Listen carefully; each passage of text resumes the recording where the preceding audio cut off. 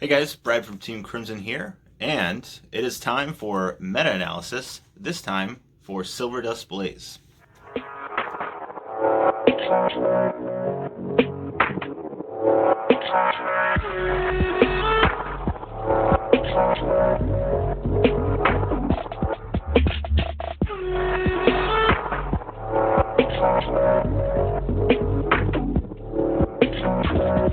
Alright guys, let's go ahead and get on with the meta-analysis for Silverdust Blaze. So week 2 results came out a little while ago, and we were able to see what the decks were doing. Like we said, we like to kind of gauge a little bit from week 1 what happens, but mostly we like to see what happens in week 2, because that definitely kind of solidifies some of the decks and some of their standings. But one of the things we were very much looking forward to was this set going to knock off the top 2 dogs that have been going on for quite some time, which is Vanquisher and Revon.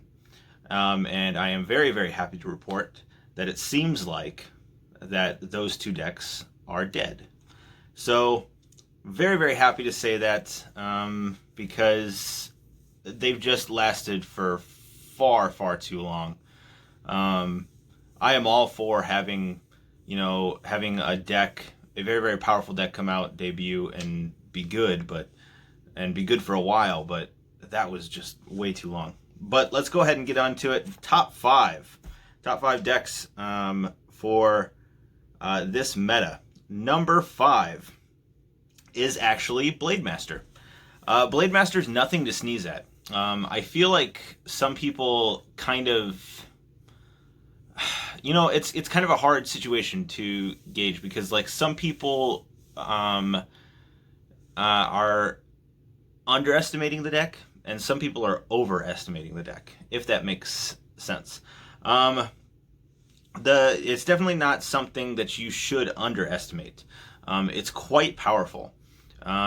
The ability that it has to not only nuke your opponent's board, but create a vision token, get 4 drive checks, and also have a little bit of pressure applied with Doha and Garen as well, of being able to plus off of that as well. But that board wipe, consistently being able to board wipe and create a vision token, is quite good.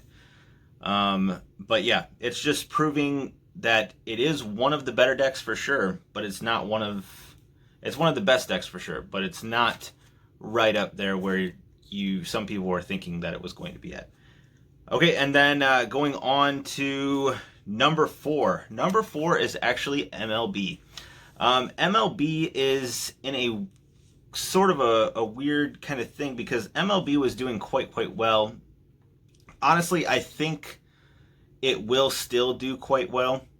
We're seeing it at number 4, so that's not bad at all. I think part of what's holding it back a little bit is how heavily the other decks can go off basically right off the bat. But MLB is a very, very good deck, being able to generate several force markers, and just generate numbers. It's quite ridiculous. But it's a very good deck, and it's very accessible for newer players and stuff as well. So that is always a plus. That's always a good thing, to be able to draw in new players as well. And then number 3 is actually a little surprising, actually, which is Susanoo, for Oracle Think Tank. I'm a little surprised off of that. I guess I should say I'm not that surprised, because it is quite good. It looked quite solid right off the bat. But I was a little shocked. I thought that MLB would probably be in that. I thought MLB would be there, and then Susanoo would be just right behind MLB, but it actually turns out to be the other way around.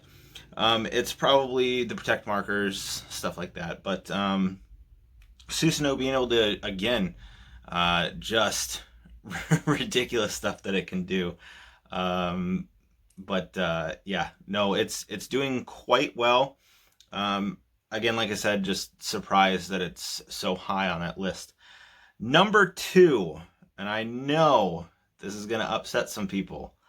I'm quite upset too, but let me give the reasoning and let me also explain a little bit things first. But number 2 is actually the Cross, Dragonic Overlord. So yeah, the reason it's at number 2 is not necessarily because Messiahs are better. The irony of it is that, or not the irony, but the whole situation of this right now is that the Cross and Messiah, which is number 1, by the way, which I probably spoiled for you, but whatever. The Cross and Messiah are right next to each other. And the Cross literally lost out on tying with Messiah by 1.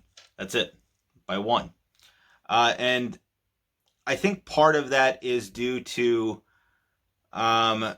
Messiah's able to do more things. And it's able to do more things. I also do know that for a fact that Messiah is a lot more popular in Japan. It's popular here too, but I mean it's definitely a popular clan. But Overlord's more popular here. Messiah is definitely a more popular one in Japan. So I kind of attribute some of it to that, but I also attribute it to, I think, especially Japanese players, and really just players in general, like to be able to do more and more things and do different things. Some kind of combo play styles that this deck can do, I think appeals to appeals to the player base a little bit more. Whereas the Cross is kind of just go in, I'm going to hit you hard, and I'm going to kill you right now. Which appeals to some people as well. Appeals to me. I like to just straight up murder someone, right? Murder my opponent as quickly as possible. So, yeah, no, there's not a whole lot that is separating them, is what I'd like to say. But as of how it's looking right now, Messiah is in the number 1 spot. Again, I'd like to more say that that's due to the popularity of the clan and popularity of Messiah, in particular in Japan. But we will see how it does, how it fares differently, if it's going to fare differently when it releases in English. I don't think it's going to fare that differently, except maybe the Cross is number 1 when it comes out here in English. Yeah, I mean, everyone knew. A lot of us knew the Cross and Messiah would just be very, very good. We're going to be good decks. A lot of us here would just, like I said, we're not sure if Vanquisher or Revon were going to be knocked out completely out of the top 5, if they were going to be gone down just a little bit or what have you. But no, they've been knocked out, and a lot of the decks that we thought that were going to be doing quite well are doing quite well. So again, number 1 is Messiah, number 2 is the Cross, number 3 is Susanoo, number 4 is MLB, and number 5 is Blademaster.